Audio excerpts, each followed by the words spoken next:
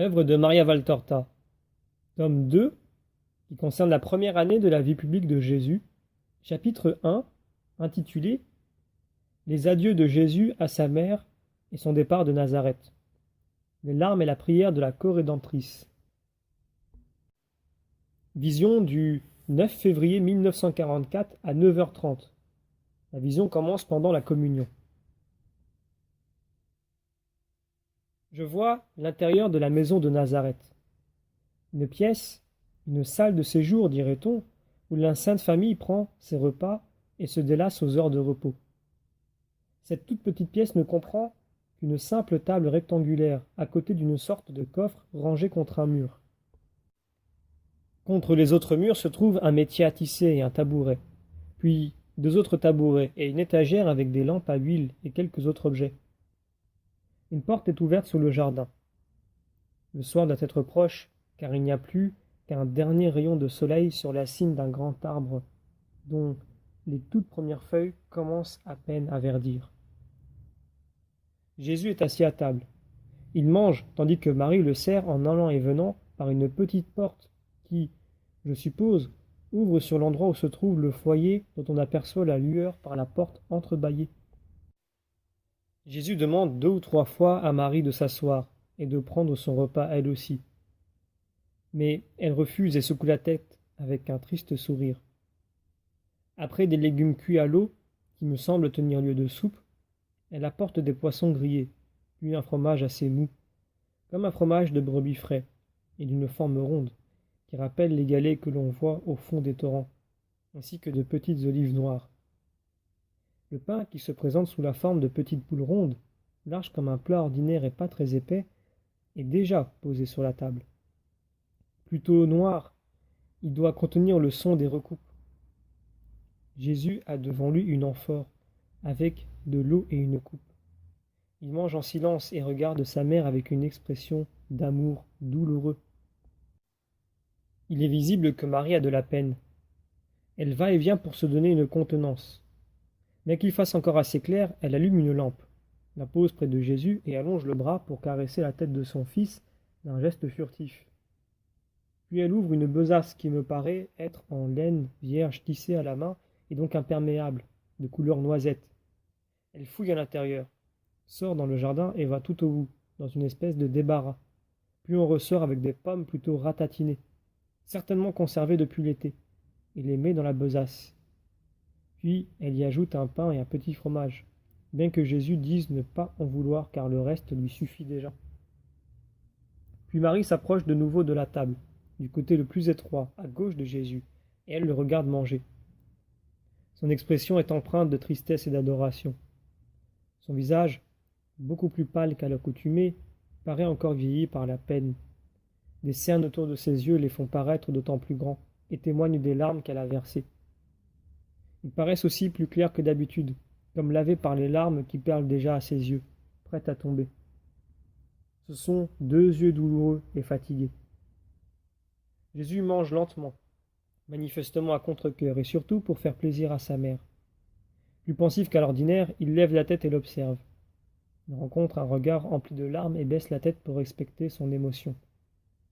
Il se contente de prendre la main délicate qu'elle appuie sur le rebord de la table. Il la saisit de sa main gauche et la porte à sa joue. Il y appuie sa joue et l'effleure un moment pour sentir la caresse de cette pauvre main qui tremble. Puis, il en embrasse le dos avec un infini amour, un infini respect. Je vois Marie porter sa main libre, la gauche, à sa bouche, pour étouffer un sanglot, puis essayer de ses doigts une grosse larme qui déborde de ses cils et coule sur sa joue. Jésus se remet à manger, et Marie se hâte de sortir dans le jardin où la lumière s'est faite rare, puis disparaît. Jésus termine son repas, appuie le coude gauche sur la table, pose son front sur sa main et se plonge dans ses pensées. Il tend l'oreille et se lève, puis sort à son tour dans le jardin. Après avoir jeté un coup d'œil autour de lui, il part vers la droite de la maison, et par une fente, il entre dans une grotte à l'intérieur de laquelle je reconnais l'atelier du menuisier. Mais cette fois bien rangé, sans planches, sans copeaux, ni feu allumé. Il reste l'établi et les outils, chacun bien à sa place, et voilà tout. Penché sur l'établi, Marie pleure, on dirait une enfant. La tête posée sur son bras gauche replié, elle pleure sans bruit, mais douloureusement. Jésus entre tout doucement et s'approche d'elle si légèrement qu'elle ne s'en rend pas compte que lorsque son fils pose la main sur cette tête penchée en l'appelant maman, d'un ton de reproche plein d'amour. Marie relève la tête et regarde Jésus, les yeux voilés par les larmes. Puis elle s'appuie à lui, les mains jointes contre son bras droit. Alors Jésus lui essuie le visage avec un pan de sa large manche, puis il l'embrasse, la tire sur son cœur et lui dépose un baiser sur le front. Il est majestueux et donne l'impression d'être plus viril que d'ordinaire. Marie, elle, paraît plus enfant, exception faite de son visage marqué par la douleur. Viens, maman, lui dit Jésus, et l'enserrant étroitement contre lui de son bras droit, il revient dans le jardin où il s'assied sur un banc contre le mur de la maison. Le jardin, désormais dans l'obscurité, est silencieux. Il y a seulement un beau clair de lune et la lumière qui sort de la pièce. C'est une nuit paisible. Jésus parle à Marie. Au début, je n'en comprends guère les paroles, à peine murmurées, auxquelles Marie acquiesce d'un signe de tête. Puis j'entends. Et fais venir notre parenté, ne reste pas seule. Je serai plus tranquille, mère. Tu sais combien j'ai besoin d'être tranquille pour accomplir ma mission. Mon amour ne te fera pas défaut. Je viendrai souvent et je te ferai prévenir quand je serai en Galilée, sans pouvoir venir à la maison. C'est alors toi qui viendras me voir. Maman, cette heure devait arriver. Elle a commencé ici, quand l'ange t'est apparu. Elle sonne aujourd'hui et il nous faut la vivre. N'est-ce pas, maman? Plus tard viendra la paix, de l'épreuve, surmontée, ainsi que la joie. Mais il nous faut d'abord traverser ce désert comme nos pères autrefois pour entrer dans la terre promise. Le Seigneur nous aidera comme il l'a fait pour eux. Il nous donnera son aide en guise de manne spirituelle pour nourrir notre âme au plus fort de l'épreuve. Disons ensemble à notre Père. Jésus se lève et Marie avec lui. Il tourne les yeux vers le ciel. Ce sont deux hosties vivantes qui resplendissent dans l'obscurité. Lentement, mais d'une voix claire et en détachant ses mots, Jésus récite la prière dominicale. Il insiste fortement sur les mots « Que ton règne vienne, que ta volonté soit faite », en détachant bien ces deux phrases des autres. Il prie les bras ouverts, pas vraiment en croix, mais comme le font les prêtres lorsqu'ils se tournent pour dire « Le Seigneur soit avec vous ». Marie garde les mains jointes. Ils reviennent ensuite à la maison et Jésus, que je n'ai encore jamais vu boire de vin, se verse dans une coupe un peu de vin blanc pris dans une amphore sur l'étagère. Il la pose sur la table, prend Marie par la main et la force à s'asseoir près de lui et à boire de ce vin, dans lequel il trempe une tranche de pain qu'il lui fait manger. Son insistance est telle que Marie doit céder. Jésus boit le reste du vin, après quoi il serre sa mère contre lui, contre son cœur. Ils ne sont étendus ni l'un ni l'autre, mais assis comme nous. Ils ne parlent plus, ils attendent. Marie caresse la main droite et les genoux de Jésus. Jésus caresse le bras et la tête de Marie. Puis Jésus se lève et Marie avec lui. Ils s'étreignent et s'embrassent avec amour à plusieurs reprises. On dirait chaque fois qu'ils veulent se séparer.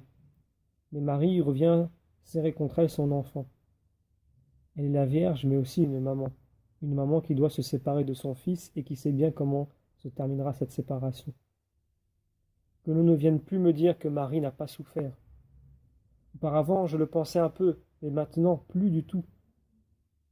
Jésus saisit son manteau bleu foncé, le met sur ses épaules et se couvre la tête de la capuche. Puis il passe son sac en bandoulière pour qu'il ne le gêne pas pour marcher. Marie l'aide et n'en finit pas d'arranger son vêtement, son manteau et sa capuche, et en même temps, elle le caresse encore. Jésus marche vers la sortie, après avoir tracé un geste de bénédiction, sur la pièce. Marie le suit et il se donne un dernier baiser sur le seuil. Sous le clair de lune, la rue est silencieuse et vide.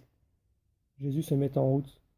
Il se retourne par 2 fois pour regarder sa mère, qui est restée appuyée au chambranle de la porte, le visage plus blanc que la lune et brillant de larmes silencieuses. Jésus s'éloigne peu à peu dans la ruelle blanche. Marie pleure toujours contre la porte. Puis Jésus disparaît à un tournant. Il vient de commencer son chemin d'évangélisateur, qui s'achèvera au Golgotha. Marie, en larmes, rentre et ferme la porte. Elle aussi vient de commencer le chemin qui la conduira au Golgotha. Et pour nous,